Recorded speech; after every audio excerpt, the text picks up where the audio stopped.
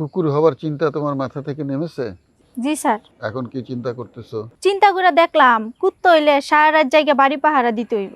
আমার ঘুম বেশি, আমি রাত জাগবার পাম না। স্যার, পাখি হইতে চাই, পাখি হওয়ার বুদ্ধি দেন তো।